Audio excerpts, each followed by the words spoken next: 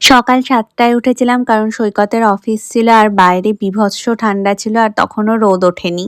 তারপর ব্রেকফাস্টে ছিল bread with peanut butter, almonds আর ২ টো ডিম। তারপর ব্রেকফাস্ট কমপ্লিট করে আমি একটু জামাকাপড় গুছিয়ে রাখছিলাম আর পুজোতে ঠাকুরের প্রসাদ খেয়ে নিয়ে গেছিলাম ছাদে একটু রোদ পোহাতে। আর ছাদে গিয়ে আমি গ্রিন টি খাচ্ছিলাম। রোজ দিন এখন ছাদে গিয়ে আমি একটু গ্রিন টি খাই আর রোদ পোহাই। বিকেলে বানিয়েছিলাম মজরেলা চিজ দিয়ে স্যান্ডউইচ। আর আমার এই চিজ ফুলটা দেখতে এত ভালো লাগে আর খাওয়ার সময় এরকম চিজ ফুল হলে আমার খুব ভালো লাগে, তাই এটারও ভিডিও করে নিয়েছিলাম।